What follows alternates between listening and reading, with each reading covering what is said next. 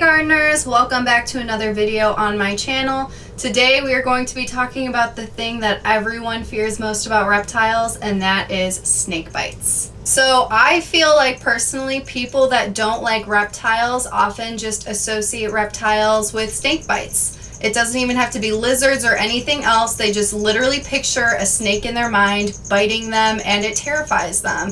And I just want to talk about the truth about snake bites today, because I have come full circle and I feel like I should be the one to talk about this because I have not always liked snakes. I promise I'm not just this biased, weird snake person that just wants everyone to love snakes, because most of my life I did not like snakes whatsoever. I was actually pretty scared of them. I mean, I thought that they were pretty cool looking, but that was about it. I didn't really want to be handling one. I absolutely did not want to own a snake. I just thought snakes bite you and that's it. And I feel like that's how a lot of people view snakes nowadays too, that especially don't have experience with reptiles. After becoming more comfortable with snakes and learning so much about them, I've learned that snake bites really are not a big deal. So we're going to dive right in and talk all about snake bites today. Now, I don't have much experience with snake bites because I actually own 5 snakes and I've never been bitten by any of them.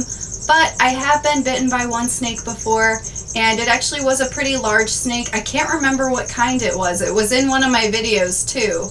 I feel like it was a Borneo python. I'm not entirely sure. It was pretty big though, but I got bit by this snake, and I'm not lying when I say I didn't even feel it, because I feel like a lot of people say, oh yeah, it didn't hurt at all. I didn't even feel it. But honestly, I swear to God, I did not feel it. It was the weirdest thing, because when you picture snake teeth, they're obviously so sharp and you think that it's going to hurt really bad. But it really didn't at all. It actually made the bite a lot easier, I think, in my opinion, because their teeth are so sharp and so fine that it cuts into the skin so well that you literally don't feel it. The only reason I knew I was getting bitten was because I looked down and saw the snake latched onto me for a couple of seconds, and I was just like, oh my God, it literally wasn't even registering in my brain that I was getting bitten by a snake, because I had zero pain whatsoever. It was the strangest sensation. But because their teeth are so sharp, when they actually let go, you tend to bleed a lot. It may look way more intimidating because you're bleeding and it just looks like this horrible, terrible wound, but honestly, it's not a big deal at all. I say this all the time. Honestly, getting bitten by my dog is way more painful than getting bitten by a snake. And again, getting bitten by snakes is not something that happens very often, especially if you know what you're doing and you treat the animals with respect, because I've never been bitten by any of my pet snakes ever. I haven't even been struck at. I think I was once by Metamora, and it was because she thought I was going to be feeding her. So again, that's something else I want to talk about in this video, reasons why a snake would bite you, because I feel like a lot of people that don't know reptiles, again, they think that snakes are out to get you. They will literally hunt you down. They'll chase you. They want to bite you. They enjoy biting you. That is not true. I promise you guys, it's not. These snakes are literally just relying on instincts, always. There's only 2 reasons that snakes are going to bite you, and that is for defense, because they feel threatened, or it's a feeding response. So obviously, if a snake feels threatened, they're going to bite. That's their only means of survival and protecting themselves. If snakes didn't have sharp teeth, I mean, just look at this thing. It's like a squishy little noodle. It's not going to be able to protect itself. It would just die. So they need those teeth to protect themselves. Simple as that. And again, dogs have teeth, cats have teeth, most animals have teeth, but people aren't really afraid of those animals because I feel like they're more commonly bitten by those animals, and they know what it is and they know what it's going to feel like. Most people haven't actually been bitten by reptiles, so they're just going to assume the worst, and it's going to make that fear so much stronger with reptiles. But I'm telling you guys, it's not a big deal.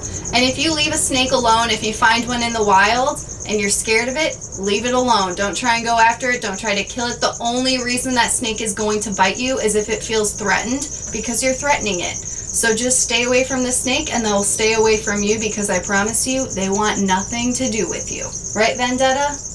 Except you, because you just literally want to be on my face. Okay.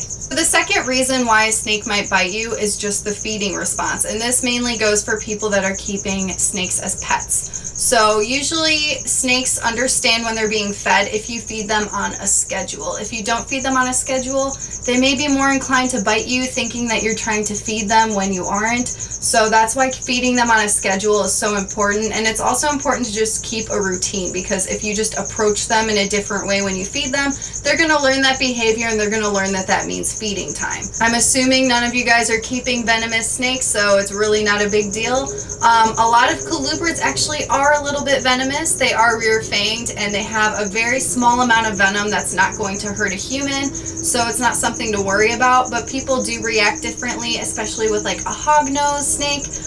If you do get bitten by one of those, they do have a little bit of venom, and some people can have an allergic reaction to that venom. So it can cause a lot of swelling and stuff. So obviously that's not something that you want to deal with. That's something I would be careful about.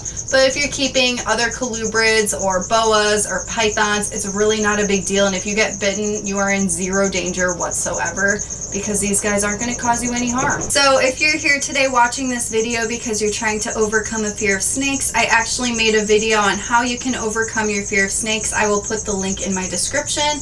For the people that want to learn how to handle your snakes properly so that way you can avoid getting bitten, I also have a video on that. I will put that in the description as well for you guys to check out.